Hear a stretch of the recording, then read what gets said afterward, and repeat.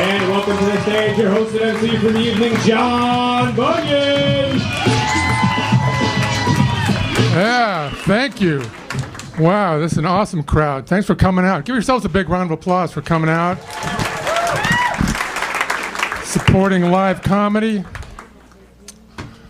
It's going to be fun. It's going to be a good night. Let me tell you something about myself. My favorite band is the Bare Naked Ladies, because I like to keep up with what the kids are doing in 1999. Actually, my favorite band is the Bare Naked Ladies because it makes it easier to explain my browser history. Yes, I did download those videos. I was looking for concert footage. Been through them 5 times. There's nothing on there. No music. I better look again. Yes, I also Googled totally nude women, but I blame Google for that. I was typing in Bare Naked Ladies. Google said, "Did you mean totally nude women?" Maybe I did. I am old. I don't understand the internet.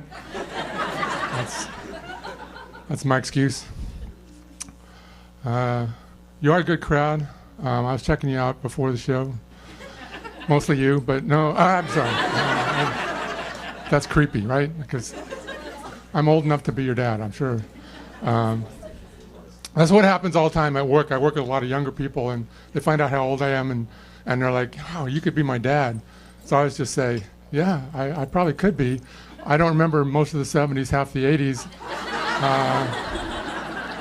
I probably banged your mom.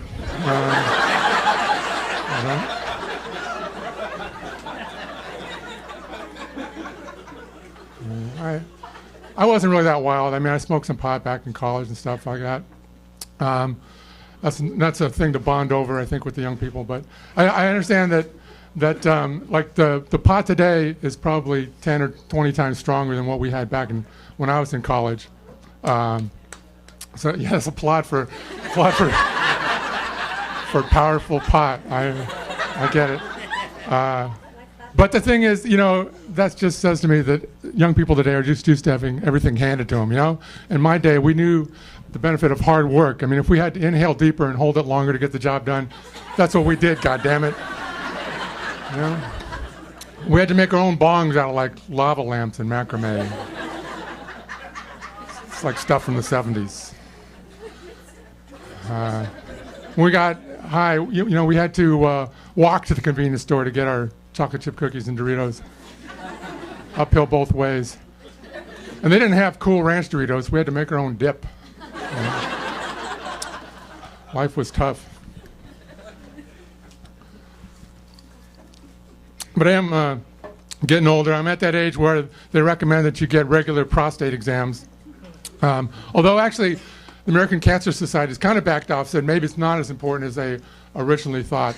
Thanks. After all these years I've had doctors sticking their fingers in my ass.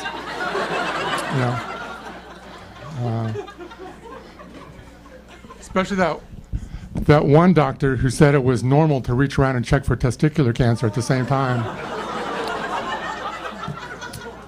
And he used his other hand to check for breast cancer. He was still checking my prostate.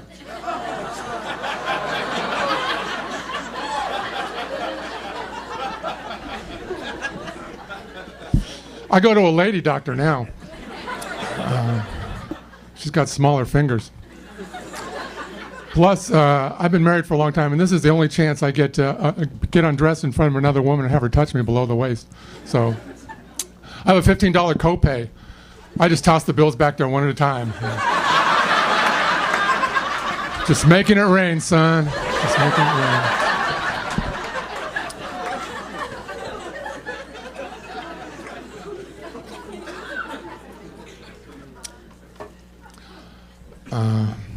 Shaved my ears this morning. Yeah, I know. It's gross, isn't it?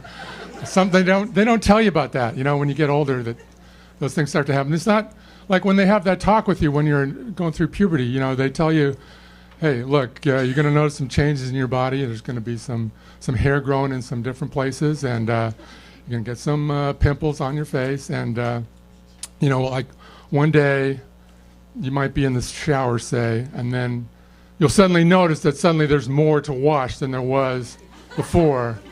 And there might be some unexpected emissions. Don't make that happen on purpose. It's a sin. But, but they don't tell you then when you start approaching 50, there's nobody that comes and gives you that second talk, to tell you, hey, you're going to notice some changes in your body. Going to notice some hair grow in your ears and your nose, and get some pimples on your butt, and might be some unexpected emissions from your butt.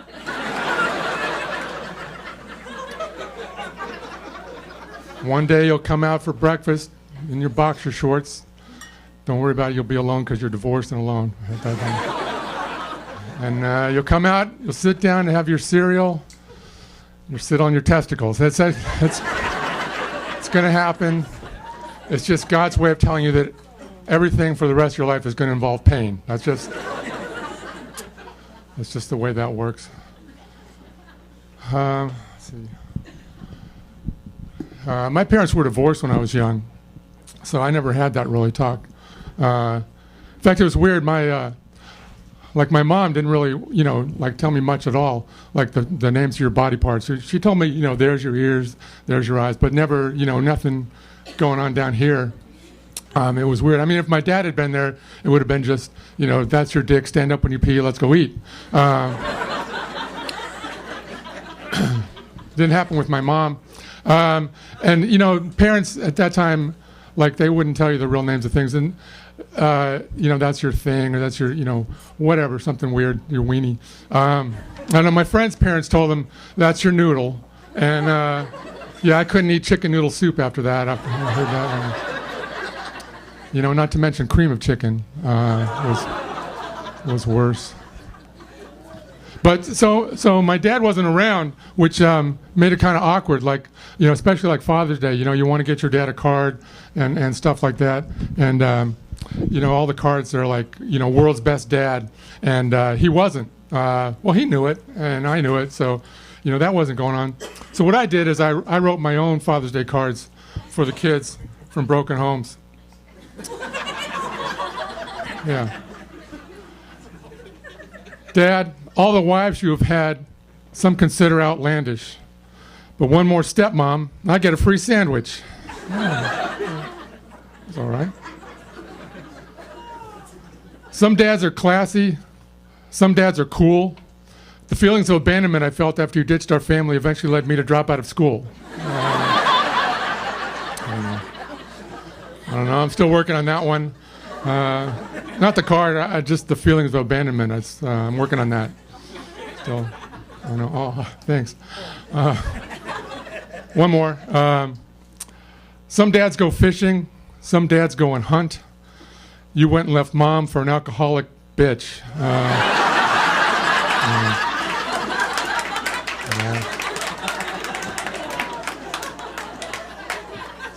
Still working on that one too. I like to try and stay in shape, work out a little bit, go running. A few months ago when it was nice, when it was warmer, I went running down in Sharon Woods, which is near here.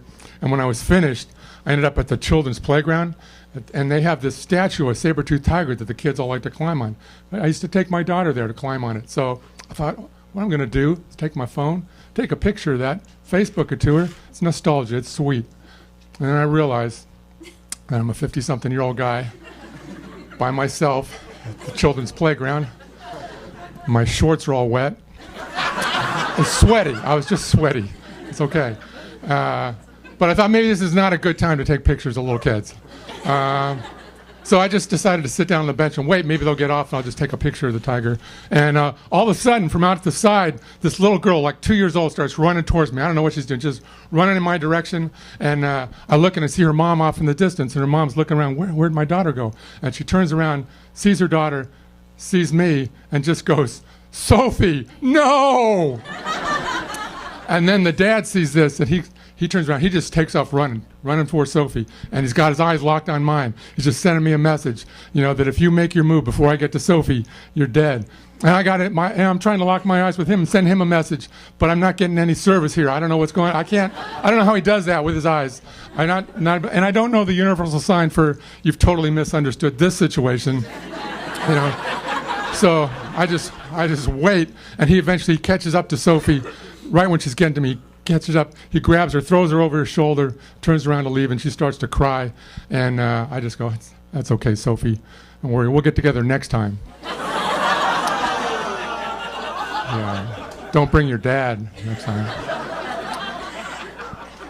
Oh, man. I know a lot of you are drinking. That's great. Drink up. Have a good time. And just be careful, because you can get in some trouble, if you drink too much. Drunk driving is one thing, but there's other things too. Like last week I went to a wedding, and it was at a hotel downtown, and the reception was there. Well, I drank way too much, and I ended up sleeping with the maid of honor. I know. Well, her plaque said housekeeping employee of the month. I called her the maid of honor, but it's still a bad thing. Oh. Rosita, que lindo. Linda. Anyway, that's it for me. I've been John Bunyan. Thanks very much.